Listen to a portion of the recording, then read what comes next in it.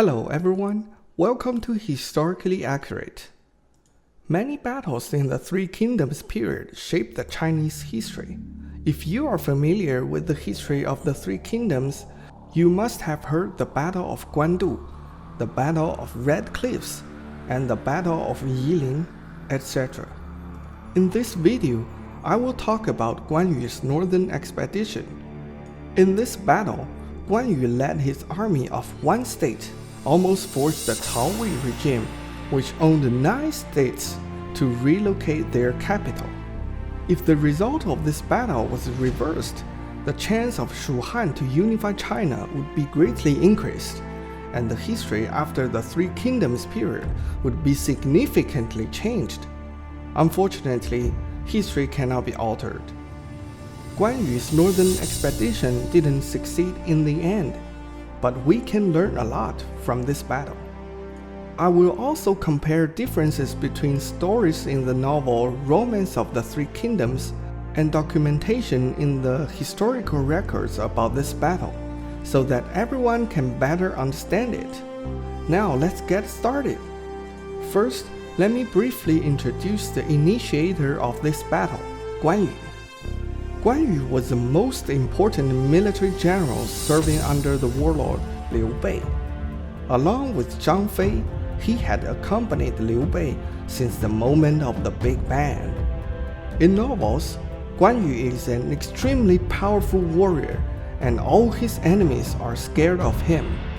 In the campaign against Dong Zhuo, Guan Yu slayed Hua Xiong, one of the most powerful military generals serving under the warlord Dong Zhuo. When serving under Cao Cao, Guan Yu killed Yan Liang and Wen Chou, the best military generals of Yuan Shao. When leaving Cao Cao, Guan Yu crossed 5 passes and slayed 6 generals, and finally made his way back to reunite with Liu Bei. However, in historical records, Guan Yu didn't kill Hua Xiong, Wen Chou, or the 6 generals.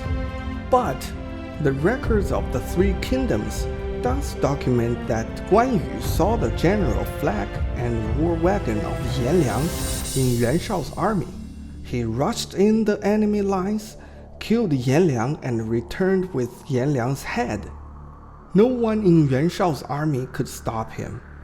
Such deeds only happened once in the history of the Three Kingdoms, which demonstrated that Guan Yu's level of kung fu and courage were extremely high.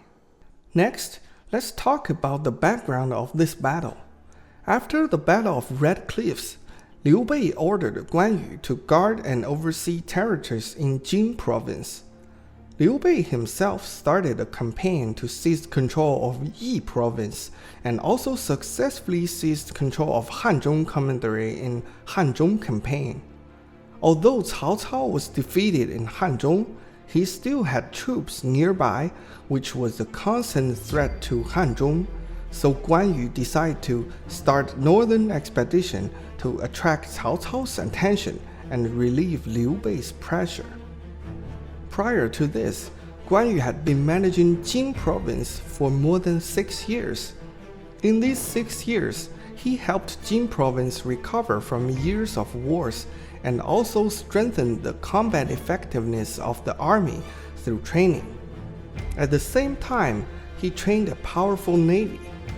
Guan Yu expanded and strengthened the Jiangling city where he lived, and set up beacon towers and sentries along the riverside. In addition to increasing his hard power, Guan Yu also connected with a lot of anti-Cao forces located in Cao Wei, north of Xiangyang, to restrain Cao Cao. Before the official start of northern expedition, Guan Yu already got involved in the rebellion of Hou Ying, the defender of Wan, which forced Cao Ren, who was guarding Xiangyang, to suppress the rebels. Although Wan was recaptured by Cao Ren, people of Wan hated Cao Cao's rule. Also, Cao Ren was eager to return to Xiangyang, as Guan Yu could attack Xiangyang at any time. As a result, Cao Ren killed all of the residents in Wan to frighten other rebel forces before he left Wan.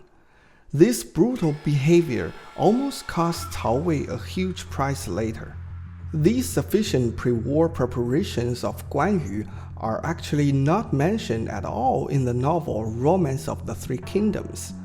The novel focused on the relationship between Guan Yu and Sun Quan before the war, as well as the relationships among Guan Yu, Mi Fang, and Fu Shiren, foreshadowed Guan Yu's failure afterwards.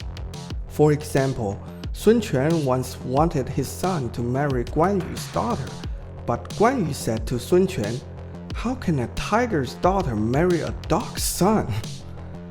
Mi Fang and Fu Shiren, as Guan Yu's important subordinates in Jing province, were severely punished after they made mistakes, and Guan Yu also said, "I will wait until I come back to deal with you guys."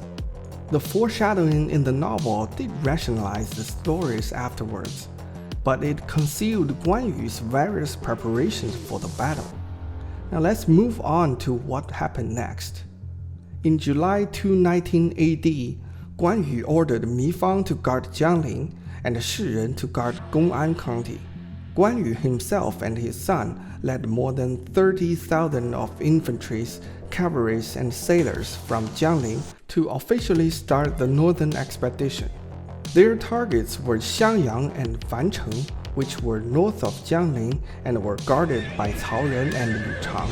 Cao Ren and Lu Chang took the initiative to confront, but completely lost to Guan Yu's well-trained troops and were forced to lead the defeated army back. Cao Ren led a few thousand soldiers to retreat to Fancheng, and Lu Chang led a few thousand soldiers to retreat to Xiangyang. In the novel, Guan Yu went through a series of battles.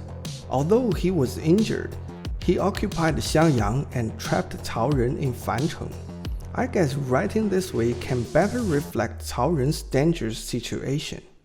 Cao Ren immediately asked Cao Cao for help. Cao Cao mobilized 7 powerful armies in Wanluo area, a total of more than 30,000 soldiers, under the command of the general Yu Jin, rushed to Xiangyang and Fancheng with Pang De as the vanguard. Here, let me briefly introduce Yu Jin and Pang De.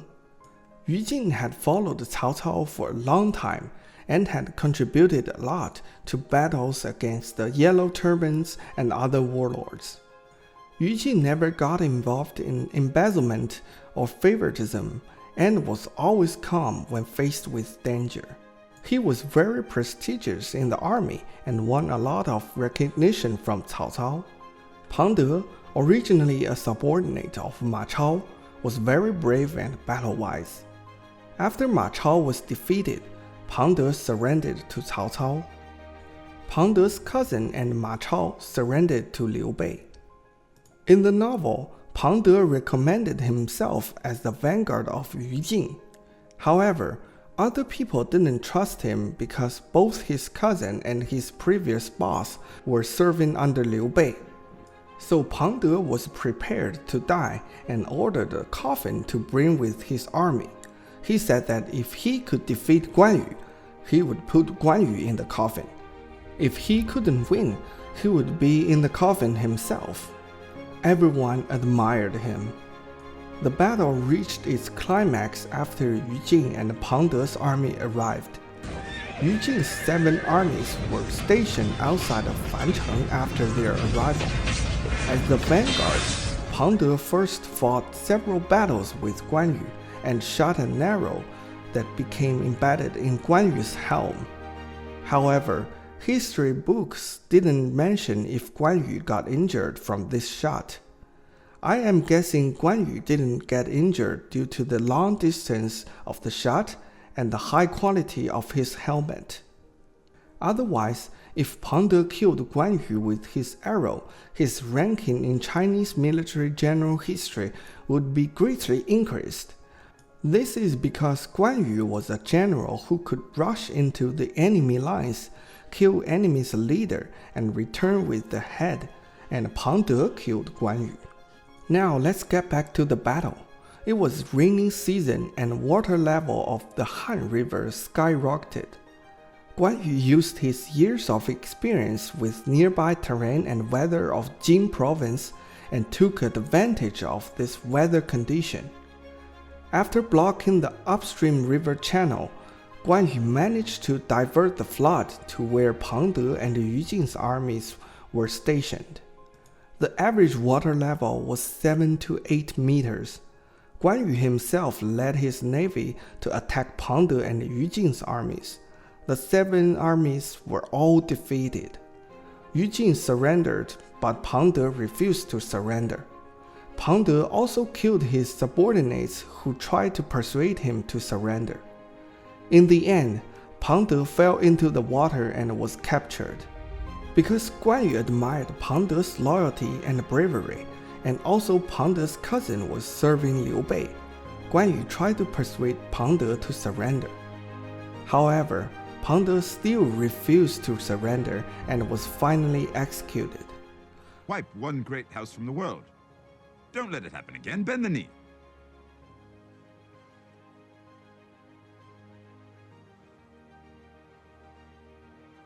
I will not. Most of the 7 armies, about 30,000 soldiers, were captured by Guan Yu and sent to Jiangling. Since then, Guan Yu wiped out all the reinforcements. Xiangyang and Fancheng became truly isolated cities. We will stop here due to time limit. Did Guan Yu eventually occupy Fancheng and Xiangyang? What happened to Yu Jing who surrendered to Guan Yu? In my next episode, I will continue talking about the development of this battle and stories about the characters participated in the battle. See you next time!